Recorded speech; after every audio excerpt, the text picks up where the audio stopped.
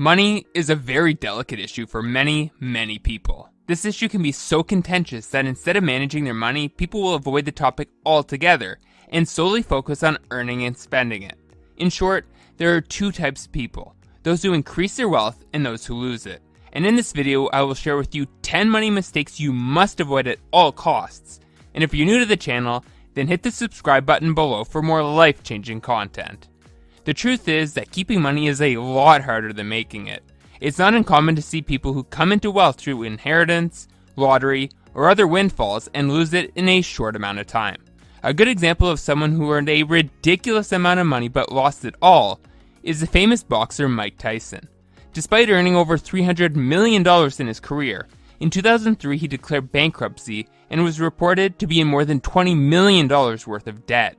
Needless to say, that money mistakes happen, and these mistakes can cripple your finances no matter how much money you make. So let's get into the 10 mistakes that you must avoid. Number 1. Spending on drugs or cigarettes. Doing a drug or two in college may have been fun and seemed harmless in the moment, but the truth is that constant use can have negative effects on both your health and your wallet. If you calculate how much drug and cigarette users spend in a week or a year, you'll see that many of them are hamstringing their ability to reach financial freedom. For example, a pack of cigarettes costs $9.08, and many cigarette smokers smoke a pack a day. This amounts to $63.56 a week, or $3,305.12 a year. The same amount of money could cover the property taxes on your home, or a 2-week vacation, but sadly many drug and cigarette users fall into this habit through curiosity and peer pressure. The end result of this habit is a hefty toll on both your health and your wealth in the long term. As such, try to avoid spending on these items as best you can. Number 2. Spending more than you make. This can be tempting to do, especially as a young adult. It can be tempting to blow your money right out of college when you are making a consistent income for the first time in your life. Buying that new car, moving into a new house, and flying first class are all appealing things to do, but the problem with them is that you tend to end up living paycheck to paycheck if your income can't cover these costs. This issue can be likened to lifestyle inflation, whereby an increase in earning will cause you to increase your living expenses. An increase in paycheck shouldn't warn you to increase your cost of living. However, the majority of people feel that they should reward themselves once they get paid. Instead, this cash inflow should be directed into prolonging your wealth through investments and the acquiring of assets. Probably the biggest reason that people spend beyond their means is to impress others. They spend because their self-esteem is low, and without these material goods, they feel inadequate in comparison to others. But this is flawed thinking. As Dave Ramsey says, we buy things we don't need with money we don't have to impress people we don't like. Many of us are guilty of this. Once you learn to delay gratification and forget about impressing people, you will then be able to grow financially. Social media is another cause of overspending. People try to spend huge sums of money trying to look rich without actually being rich. An internet entrepreneur, for example, who, after being told he would never make it big in business, might buy an expensive car when he makes his first big sale in order to prove his critics wrong, again falling into the trap of trying to impress others. This means of impressing others is a never-ending staircase. At all points of life, there will be others to compete with or to show off to. You have no business buying a gadget worth $2,000 when your monthly salary is just $3,000. Be smart.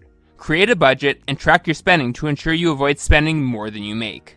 Number 3. Not investing wisely. Investments can be really tricky, and many people put their money into things based on tips from friends or a strong conviction that the prices of popular stocks will keep going up. One type of asset that just about everyone seems keen on these days is real estate. Many people think that once they own an investment property that they'll be financially set. They think that every month rent payments will just start rolling in and their income will exponentially increase. Unfortunately, this is not always the case. Sometimes tenants miss payments, appliances break, or the value of your property declines. Like all types of investments, there is risk involved. For the wise investor, the key to making their assets produce a reliable stream of income is to obtain the proper knowledge about a particular market or product before putting their hard-earned money into said venture. In short, make sure to do proper background work on whatever it is you want to get into, and not just because your friends are making money from it or a sales agent told you about the great benefits it has to offer. Number 4. Following get-rich-quick schemes. Get-rich-quick schemes are one of the surest ways of losing your money. As the saying goes, Quick money brings quick problems, and following a money scheme is bound to get you in trouble. Get-rich-quick schemes include things like Ponzi schemes, pyramid schemes, and make-money overnight offers, and are all set up to make the scheme originator rich by taking your hard-earned money. If you're looking into new business ventures and see opportunities that promise high returns with small risk, then tread with caution. Think of it like this: if it takes 20 years in a career to make $200,000, and a new venture is saying that you can make that amount of money in a year, then if it was legitimate, wouldn't everyone be doing it? In short, when it comes to making money fast, always employ your best judgment before signing on the dotted line. Number 5, not having an emergency fund.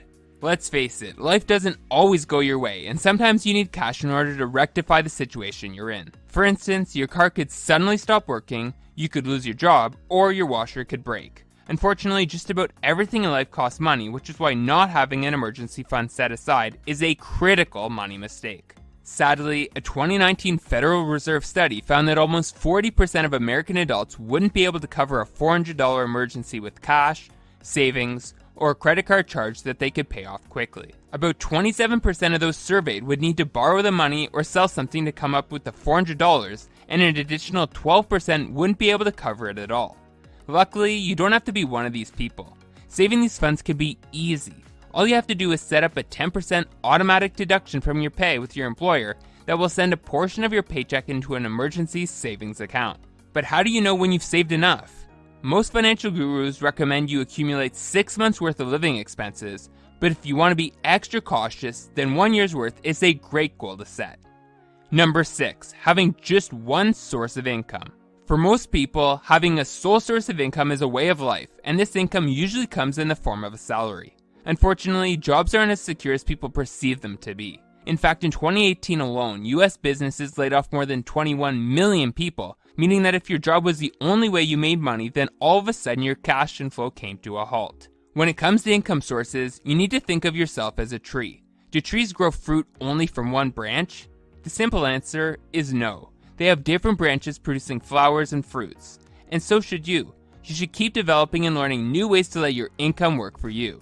This is not only wise, but a safe way to help you sleep at night. Number 7, relying heavily on credit cards. For many people, credit cards can be a convenient tool for making purchases, but for others, they can be a one-way ticket to debt. Although you need credit cards for some business applications, relying on them heavily can ruin you financially. The use of credit cards promotes impulse buying. It gives you the mentality that you can afford anything and everything, all with an easy swipe. In fact, a 2001 MIT study found that shoppers spend up to 100% more when using their credit card to pay instead of cash. So if you find yourself uncontrollably spending on credit, form the habit of paying with cash instead. When you pay by cash, you are physically handing over money, and seeing the depletion in your wallet will make you feel the financial impact of the purchase much more than when you pay on credit. Number 8, being scared to take financial risks. As the saying goes, no risk, no reward, and in order to make money, you need to take risks. However, the risks you take need to be calculated. For instance, putting your money in an index fund is higher risk than leaving your money in a savings account, but your money will never grow making the typical 0.09% interest that a savings account yields. Instead, investing in an index fund, for example, which mirrors the movements of the whole stock market, has historically provided returns of 7% annually, which is a calculated risk that, in my opinion, is worth taking. Number 9, saving rather than investing. When you keep money in the bank, it loses value over time due to inflation. However, when money is invested wisely, it grows. It's that simple. In mistake number 9, I mentioned that being scared to take financial risks is a mistake. The people who are scared to take risks are people who save all their money and leave it to erode over time. The only money you should be leaving in a savings account is money for your living expenses and your cash emergency fund. In short, you have to save to invest, and not save for the sake of saving. Money saved without any actual plan will end up being spent on things that are not worthwhile. For instance, when you leave money in your bank, you will become tempted to spend it on material goods like a new car, new clothes, or entertainment. Instead, you should be getting that money to work for you by investing it. Whether that's in the form of stocks, real estate, REITs, or startups, all these avenues offer a way to make new streams of income, which is much more financially lucrative than letting your money devalue when sitting in the bank. Number 10, having only one bank account. Having only one bank account is risky for a few reasons. First, Having one bank account will make the management of your money really difficult. By working with just one bank account, you have to keep all of your emergency, bill, and college savings in one spot. Then, if you splurge and spend this cash, you may risk not having emergency cash or tuition money readily available when you need it. This is why you should have at least 3 bank accounts. One should be used for emergency funds in case anything goes wrong. Another account can be for your day-to-day bills, and a final account, which I call a play account. Your play account is what money you allocate for entertainment or vacation. And if you want to take things one step further, you should set up an untouchable account.